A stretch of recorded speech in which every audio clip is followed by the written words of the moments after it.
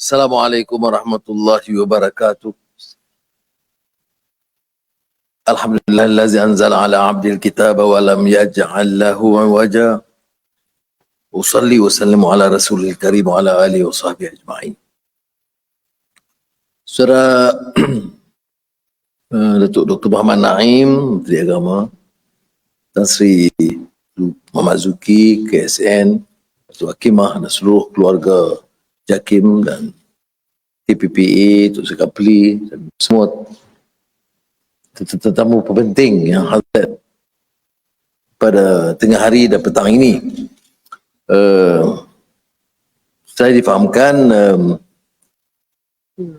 ada beberapa kupasan yang dilontarkan, idea dilontarkan termasuk di KSN yang harus dimanfaatkan untuk memperkukuh maksud dan pelaksanaan dasar negara madani. Saya nak mulakan dengan menjelaskan tentang mengapa kita pilih untuk lakukan anjakan daripada dasar-dasar terdahulu yang tidak semuanya kita ketepikan. Kalau kita lihat dasar ataupun falsafah negara madani dan agenda ekonomi madani dan seterusnya, ini ada juga kesinambungan idea-idea yang baik yang pernah dilontarkan dan dilaksanakan dahulu kita manfaatkan. Tapi soalnya mengapa kita lakukan anjakan ini? Ya. Kerana saya fikir sebagai satu negara yang punya jati diri, yang ada identiti, harus juga menetapkan berdasarkan keyakinan kita dan nilai kita. Dan di sini yang dikatakan ada kepompongan, ada vacuum. Saya pernah umpamanya memfokusikan Jatuhkuasa Pembangunan Development Committee of the World Bank and the IMF. Jadi saya bukan nak singgung seolah saya mengenepikan sumbangan mereka. Tetapi kalau kita ambil umpamanya shared prosperity, ya, kemakmuran bersama, satu idea yang baik yang dirangka oleh Bank Dunia. Kemudian kita terjemahkan dan kita laksanakan. Apa kekuatannya? Kekuatannya ialah kerana memberi penilaian dan melontarkan idea yang boleh membantu mengangkat pertumbuhan ekonomi dan menjamin keselesaan semua rakyat. Itu kita terima. Tetapi apakah kelemahannya? Kelemahannya adalah kerana soal akhlak, soal nilai, soal keyakinan agama itu memang dipinggirkan. Kerana ini kerangka pemikiran yang juga menjadi asas dan kekuatan pemikiran barat. Begitu juga semalam umpamanya kita ada mesyuarat Jatuhkuasa Kabinet untuk menilai pelaksanaan SDG yang diterima hampir oleh semua negara di dunia. Sustainable Development Goals, ya, matlamat pembangunan yang mampan. Memang ada kekuatannya. Oleh itu, dalam perbincangan semalam dengan menteri-menteri dan Premier Sarawak dan menteri-menteri besar dan ketua menteri, saya katakan 17 matlamat SDG itu boleh kita manfaatkan. Tetapi harus ada sinergi dan selari dengan matlamat negara kita. Kerana kelemahan dalam mana-mana lontaran idea yang dikemukakan dari badan-badan antarabangsa barat, ya, sementara ada kekuatannya, kelemahannya masih soal keyakinan, soal relevance agama, soal akhlak dan nilai. Itulah sebabnya mengapa kita rangka madani, kerana aspek ini ditekan sekali dengan SDG dan juga pandangan-pandangan lain yang boleh kita manfaatkan. Jadi itu saya nak jelaskan, hal ini penting ya. Sebab itu umpamanya dalam perubatan parlimen beberapa minggu lalu ditanya ya, apakah ini sama, mengapa tidak boleh diterima oleh kerajaan sekarang tentang kemakmuran bersama. Nanti itu jawapan saya, iaitu ambil dan ciplak hampir keseluruhannya dari idea yang dilontarkan oleh Bank Dunia, kemudian ada kepakaran satu kumpulan penyelidik, gunakan bahasa yang agak sesuai dengan negara kita dan laksanakan. Kekuatannya apa? Kerana banyak idea itu akan memberi manfaat pada negara. Kelemahannya aspek nilai, akhlak dan keyakinan agama kita itu tidak disinggung atau hanya dikesampingkan. Kalau dimasukkan sebagai penempelan kepada satu dasar yang dirangka dari luar. Sebab itu bila dalam rangka madani, teras bagi semuanya itu tidak boleh lagi daripada keyakinan dan nilai dan relevance dengan kerajaan Malaysia. Dia tidak mudah kerana bila umpamanya hari ini saya ucap tahniah kepada Menteri dan Tuan Jakimah kerana JAKIM mengambil ikhtiar ini untuk mengumpul dan membantu. Kerana JAKIM itu tidak mahu dilihat sebagai aspek agama yang terasing daripada mendasari semua idea dan dasar negara. Yang selama ini ya, walaupun kerajaan bertukar ganti, parti bertukar ganti, tapi peranan JAKIM itu kekal. Mungkin dimasukkan elemen-elemen yang boleh membantu pahaman parti masing-masing, tetapi tidak dirubah konsep menyeluruh. Saya berbeza pendapat kerana saya kata kalau benar kita mahu melakukan anjakan, maka harus ada penerapan nilai yang yang kukuh di JAKIM yang boleh membantu kegiatan dalam semua jabatan dan kementerian. Dan oleh itu saya ucap jazakumullah khairan kathiran kepada rakan-rakan keluarga JAKIM. Tapi soalnya ia tidak semudah itu ya. Kerana kita ini sebagai negara yang bebas dan demokratik, ada yang merasa runsing. Ini ada percobaan untuk Islamize. Jadi ada pandangan yang agak sinis. Saya tidak mau nafikan, memang ada percobaan untuk memberi kefahaman Islam yang lebih dan mengamalkannya. Tetapi mengapa harus ditakutkan? Kerana Malaysia ini hidup dengan asas dan diterima peranan Islam sebagai agama persekutuan dan peranan agama dan nilai dalam negara kita. Bukan untuk memaksa orang lain untuk menerima agama kita. Tetapi soal nilai agama, apalagi yang menekankan tentang kemanusiaan yang universal dan rahmatan lil alamin, itu boleh dimanfaatkan oleh semua. Jadi saya ambil kesempatan ini untuk menjawab kebimbangan beberapa rakan.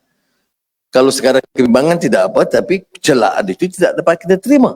Kerana tidak ada maksud kita sama sekali untuk memaksa orang menerima agama kita. Ya.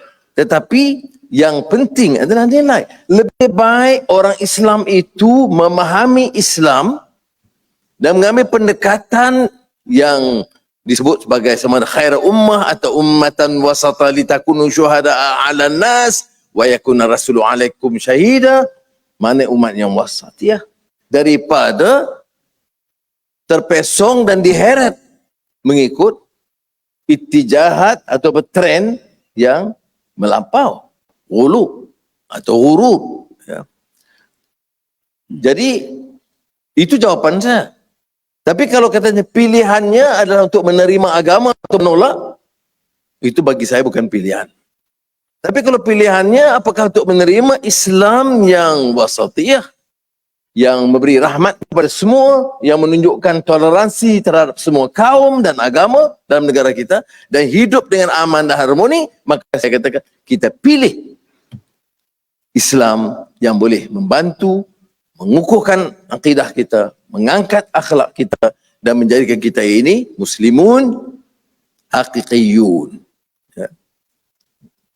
Ini muslim yang yakin dan dapat melaksanakan. Ini sebab itu kita gunakan natijah itu yang boleh setelah dicerakin dalam Madani.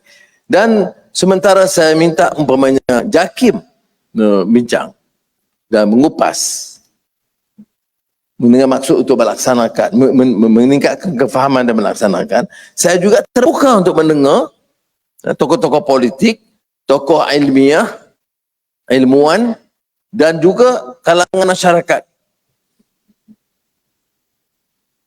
untuk memberi pandangan mereka sama ada di kalangan orang Islam atau bukan Islam.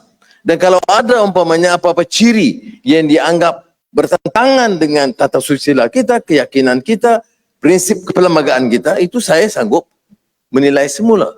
Tetapi setelah hampir setahun, kurang setahun lagi sejak Madani ini, belum ada yang boleh menunjukkan di mana aspek itu yang mencabar keutuhan nilai masyarakat Malaysia yang bersatu. Jadi saya harap penjelasan ini akan membantu bukan saja di kalangan umat Islam, tetapi rakan-rakan di kalangan bukan Islam yang kadang-kadang sangat bimbang. Apatah lagi kalau saya serahkan beberapa tugas ini kepada JAKIM. Kerana prasangka itu. Kita lihat umpamanya untuk memanjangkan isu prasangka ini, kita lihat kita di Malaysia ini tidak boleh melihat agama atau Islam atau peranan orang lain, kaum lain dari sudut prasangka yang kita warisi dari Barat. Seorang ahli political science yang terkemuka, seorang Arab Kristian yang selalu saya ungkapkan pandangan beliau, Edward Said, yang pernah menjadi profesor di Universiti Columbia yang terkenal, yang bila bicara soal Palestin, dia sebut satu frasa yang sangat popular dan mengesankan. Dia kata ini bukan politik kaum, bukan politik permusuhan, bukan politik yang menimbulkan pembenturan idea atau perpecahan. Ini politics of dispossession. Straight and simple. Yaitu politik di mana satu kelompok rakyat namanya orang Palestin yang dirampas tanah mereka, hak mereka, maruah mereka, dispossessed daripada apa yang mereka warisi. Itu yang dikupas tentang Palestin. Tetapi Edward Said ini terkenal pada peringkat awalnya kerana menulis buku mengenai Orientalism akhir 70-an. Orientalism itu menunjukkan bagaimana sejarawan, ahli sosiologi, ahli sejarah, pengkaji agama Barat, Orientalis, melihat bukan saja Islam, tapi agama yang lain daripada yang mereka yakini dan warisi itu sebagai the other. It is us, the Western intellectual Judeo-Christian tradition, and them. Dan yang paling parah diserang adalah Islam dan Arab. Tapi dihina semua, ya, semua agama di Asia ini. Itu kupasan dia menjelaskan prasangka itu dalam tiap kajian. Terjemahan Al-Quran dipesongkan.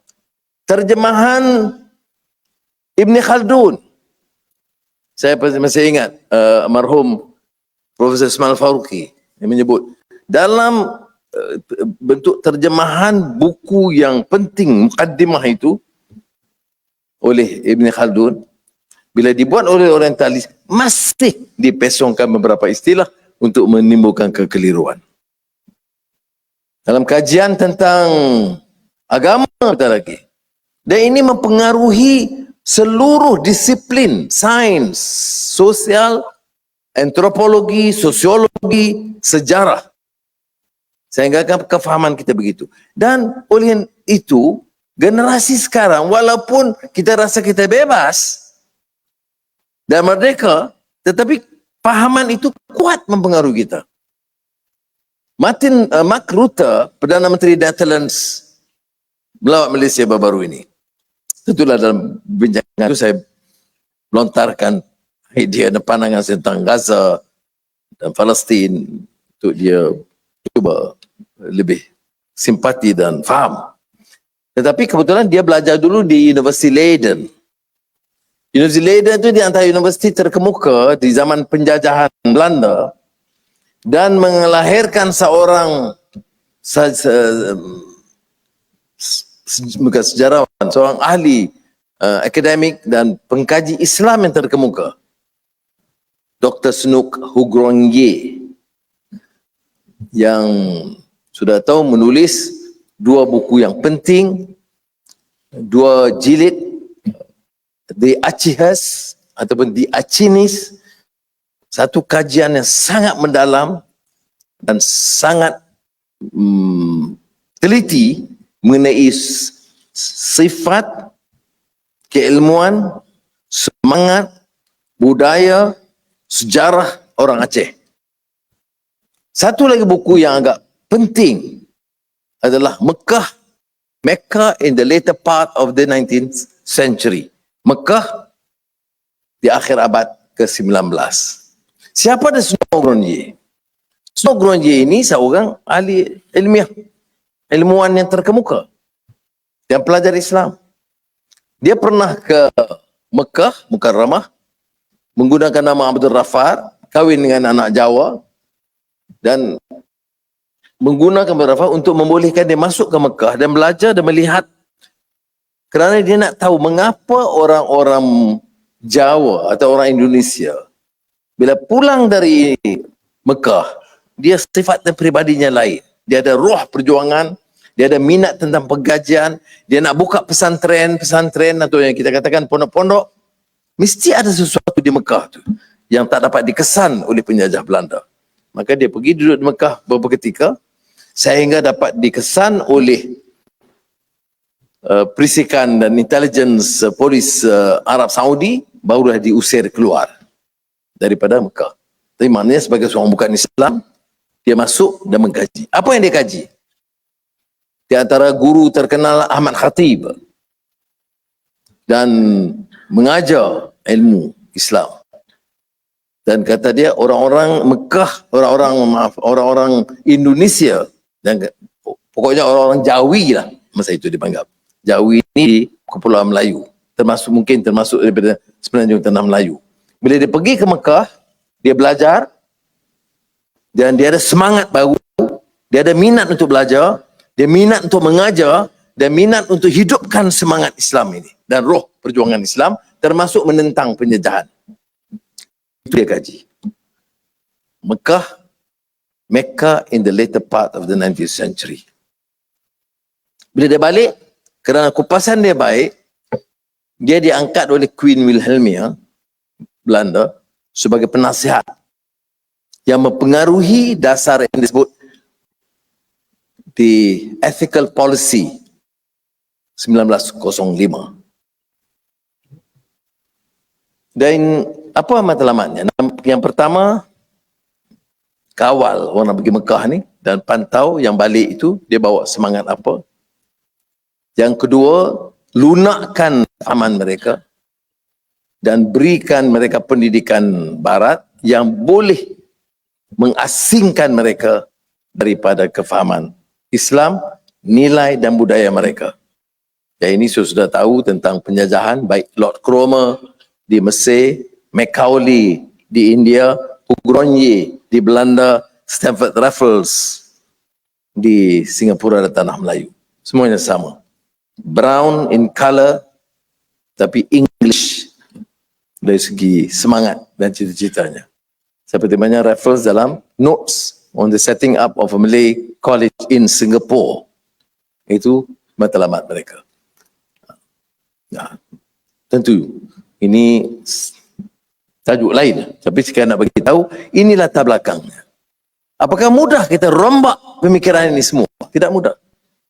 Sebab itu kalau sudah baca kajian tentang civil service in the early period, Tan Sri, ya, oleh kajian oleh Scott, W.S. Scott, salah saya. Minta maaf saya tak pakai nota yang dia bagi dia. Okay. Dia kata dalam the first generation, walaupun ada dedikasinya dan komitmen mereka untuk bangunkan tanah Melayu yang merdeka dan berdaulat, tetapi sentimen dia dan cara dan pemikiran dia terlalu Inggeris. The first generation. Alhamdulillah ada kekuatan yang kerana mereka membentuk sistem pentadbiran kita yang teratur dan cekap.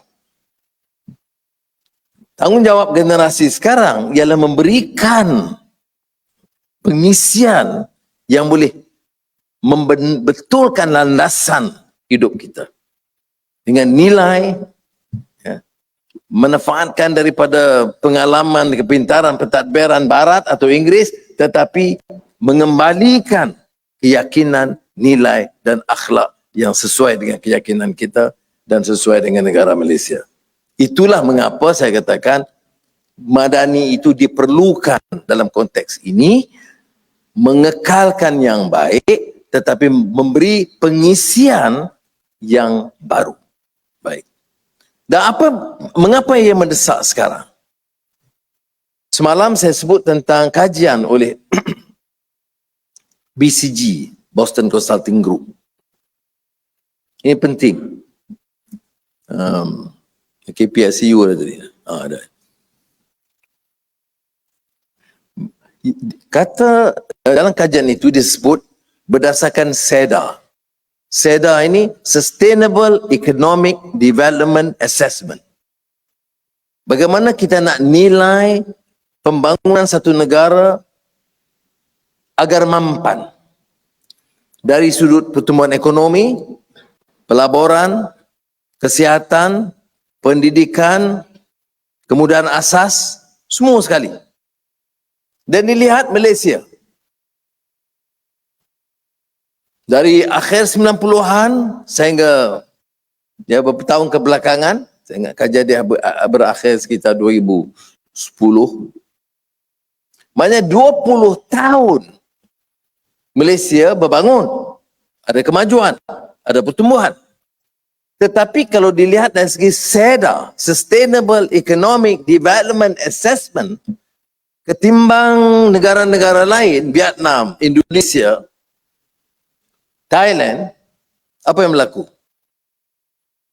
Vietnam, Thailand, Indonesia dari ambang yang threshold yang lebih rendah, tetapi lebih jelas lonjakan naik. Malaysia dari threshold yang relatif tinggi atau sederhana, kekal tidak berlaku pertumbuhan mendadak. Dari sudut SEDA, Sustainable Economic Development Assessment, penilaian ikut SEDA, 20 tahun kekal di tahap yang lama. Ya. Beberapa tahun yang lalu saya boleh baca, bagi saya sangat mengesankan, mencabar saya. What is wrong with our society? What is wrong with our nation? Jadi, itulah sebabnya mengapa saya rasa harus ada kejutan yang disebut in uridu illal islah mastata'tu. Islah kita supaya memperbaiki. Di mana kekurangannya? Ada orang kata kelemahan Anwar ini iaitu dia cuba rongkai dan hal-hal yang lama. Tidak, itu asas kita. 20 tahun itu mendata, tidak melonjak pertumbuhan kita. Jadi kita kenal sebab apa? Pentadbiran, pekerja, mutu universiti. Di mana masalahnya? Yang paling ketara ialah kerana tata kelola yang lemah dan penyelewengan yang diterima sebagai satu sistem hidup. Beberapa skandal besar tidak mungkin berlaku hanya dengan orang politik yang korup. dia kadang-kadang bersekongkol dengan seluruh sistemnya. Ilmuwan dan ahli akademik yang diam, membisu, pentadbir yang sudah terima kenyataan ini dan tidak mampu melakukan apa-apa perubahan atau lain-lain. Tetapi yang nyata ialah bahawa keadaan kita muram, pertumbuhan lambat dan ia menuntut sesuatu kejutan, tindakan. Betulkan tata kelola ini. Hentikan amalan rasuah dan penyelewengan. Jangan izinkan pembaziran berlaku kerana setiap sen yang kita bazir itu akan menyebabkan jumlah terkesan itu jutaan ringgit dan mengesankan dari sudut pengagihan kepada golongan yang memerlukan. Ini akan hanya berlaku dengan tekad politik yang jelas, maknanya jemaah menteri yang punyai tekad yang jelas, tidak tolak ansur, dan penjawat awam terutama yang berpengaruh yang kanan merasa betul-benar perlu untuk menyelamatkan negara dan bangsa ini. Maka harus kita lakukan sesuatu yang lebih bermakna. Bagi saya, negara madani ini hanya akan jadi slogan biasa kalau tidak dihayati dan cuba dilaksanakan. Seperti juga fahaman agama. Ya, bahawa Islam itu dia idza da'akum lima yuhyikum. Ya, betul kita kena sampaikan, tapi yang cabarannya ialah penghayatannya. Jadi bagaimana nak perbaiki itu kita teliti dan bincang bersama. Dari peringkat sebawahnya sehingga tinggi. Dan saya yakin dia mesti bermula dari atas. Dia sampai setahun saya diamanah sebagai pemimpin negara ini. Saya akui bahawa kerjasama yang diberikan oleh rakan-rakan dalam Jemaah Menteri oleh KSN dan pimpinan pejabat awam sangat membanggakan saya. Dan dalam beberapa langkah yang dilakukan ada memberikan kesan.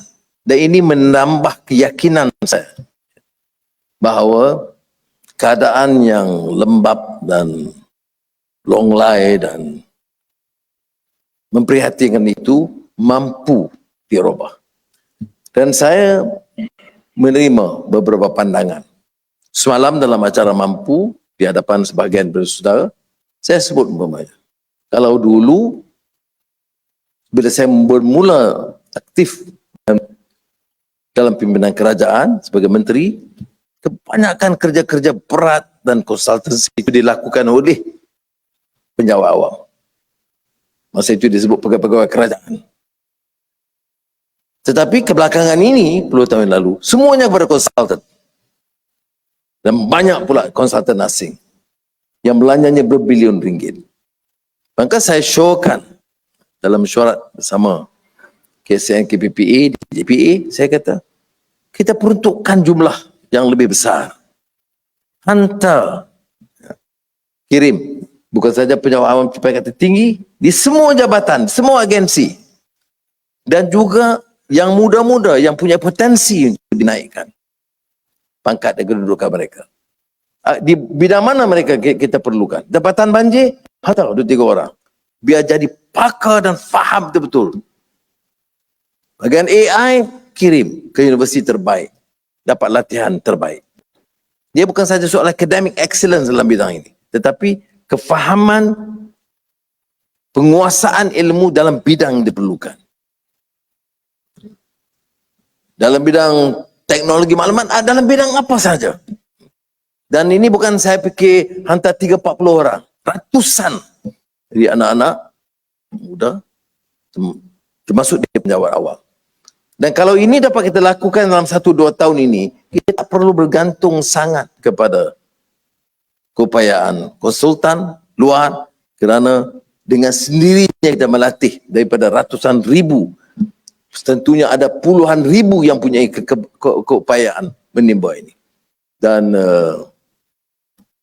KSP itu Johan, dia senyum, dia bimbang saya umumkan peruntukan tambahan tanpa menyemak keupayaan kewangan. Tapi saya dah beritahu semalam 30-40 juta. Kalau ini bermakna memulakan dalam masa singkat, meningkatkan jumlah, lihat bidang. Kalau bidang artificial intelligence, di mana yang terbaik? Di Harvard, ataupun kursus di LA, ataupun kursus di Sheikh Muhammad Zahid Artificial Intelligence University. Just do it. Tak payah tunggu sangat segala peraturan-peraturan yang panjang lebar. Bidang ini saya sanggup beri kelulusan khas dengan dia. Kerana ini bagi makna kepada maksud madani. Juga ada hakimah dalam untuk JAKIM. Ya. Kita ada banyak masalah. Orang berdepan dengan segala perbenturan idea, permusuhan, golongan ekstrim gitu begini. Tak apalah ya, nak gaduh-gaduh lah. Ya. Kerana kerja orang politik dia suka gaduh. Jadi biarlah dia gaduh. Tetapi dari segi JAKIM, tengok di kalangan staf yang baik. Dan kirim yang terbaik. Ini bukan soal nak dapat satu lagi PhD, tak semestinya. Itu kalau itu boleh diteruskan. Tetapi bagi saya, cari apa masalah. Bagaimana umpamanya negara A tangani masalah ini. Dan bagaimana kita hadapi masalah baru. Bagaimana boleh bawa semangat kesatuan. Apa yang boleh kita pelajari. Ya. Dan saya tidak mewakili satu pandangan yang anti itu anti ini, kerana saya fikir dari barat pun banyak yang kita boleh timba ilmu. Yang penting itu kita pertahankan akidah dan akhlak dan nilai kita. Sebab kalau ambil satu sikap yang semata-mata kebencian termululu terhadap barat, itu juga merugikan kita. Ataupun China. Itu kehebatan China dalam masa 20 tahun itu memang menakjubkan. Kalau dulu Malaysia termasuk di antara negara yang disebut oleh Bank Dunia sebagai East Asian Economic Miracle. Pertumbuhan ekonomi yang di Asia Timur, termasuk di Malaysia, yang menakjubkan. Sekarang tidak ada yang menakjubkan di Malaysia. Melainkan kita lakukan kejutan dan perubahan yang menyeluruh. Dan saya beritahu selalu bagi sokongan penuh kepada Menteri dan KSN, KPP, tegas. Dan sekarang lebih mudah kerana politik jauh lebih stabil, kekuatan di ahli parlimen lebih 2/3, masa untuk tumpu kerja cara tegas, dan kalau perlu ambil tindakan keras, saya akan ambil tindakan keras kerana pilihan raya 4 tahun lagi insyaAllah. Dan akhirul kalam saya nak sebut di sini, nak menyatakan saya luahkan idea ini cara yang agak lebih terbuka dari segi konsep dan pendekatannya, supaya rakan-rakan penjawat awam beri kerjasama sepenuhnya. Kita punya potensi. Tanya saya yakin. Saya baik juga. Allah uji saya banyak dan ada pengalaman, dah tua baru jadi Perdana Menteri.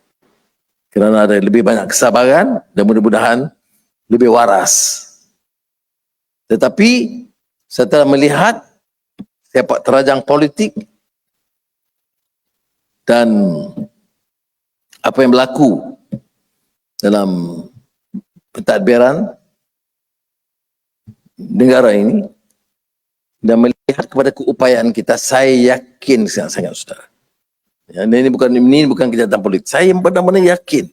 Beri 2-3 tahun dengan semangat baru ini, saya yakin Malaysia akan dapat terangkat sebagai satu negara hebat di rantau ini. Dari sudut dunia, percayalah, dalam masa singkat, KSU Kementerian Luar, ya, masa singkat, secara negara-negara asing, baik saya jumpa rute Netherlands, Perdana Menteri Jepun baru ni. Esok naik Presiden China datang kemari. Saya ke Timur Tengah, Arab Saudi, Mesir, Turki, UAE dengan MBZ. Saya lihat dukungan dan hormat untuk bersama kita itu luar biasa. Ya. Betul kita ada hubungan yang baik dulu, tapi tengok macam UAE. Sebulan lalu kita ke sana. Sejak itu sudah 2 rombongan dia untuk melabur di sini secara serius. Putera Diraja Muhammad bin Salman dalam this teks putuskan untuk besarkan pelaburan Aramco Petronas dan komitmen untuk menjadikan Malaysia sebagai hub pelaburan terbesar Arab Saudi di rantau Asia Pasifik. Ya. Turki tentulah kerana Erdogan itu memang sahabat baik, jadi saya tak payah sebut hal itu. Jadi cuma tunggu sambutan daripada kita. Sebab itu saya putuskan umpamanya kaedah lama tak boleh pakai lagi. Orang minta nak labur, tunggu 8 bulan baru ada jawapan. Saya tak boleh. Dia ini, kalaupun kita langgar sikit-sikit peraturan, kalau ianya tidak rasuah, tidak penyelewengan, saya dah pakat dengan Ketua Audit Negara. Wanita yang garang ni. Kalau mana peraturan teknikal itu bukan jadi masalah. Masalahnya itu bila disalahguna peraturan itu untuk mencuri wang negara. Itu jadi masalah. Tapi kalau kerana nak percepatkan, harus. Saya jumpa beberapa pelabur di New York. Dia banding, semuanya baik. Malaysia ni, professionals very good, policies, infrastructure, semua. Saya kata apa dia? Yang slow, kelulusan. Saya kata mana boleh slow? Saya kata ya. Banding dengan mana? Banding dengan Vietnam. Saya balik, saya tak boleh terima keputusan seperti itu. Jadi kita harus percepatkan. Itu satu yang kita harus jaga daripada sekarang.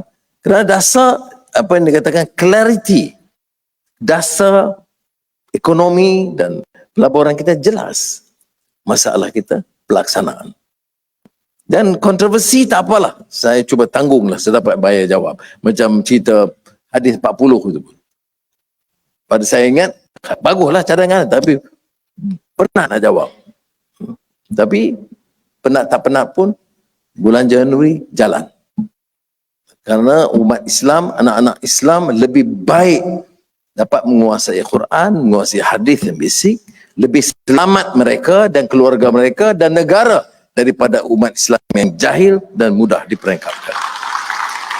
Terima kasih. Wassalamualaikum warahmatullahi wabarakatuh.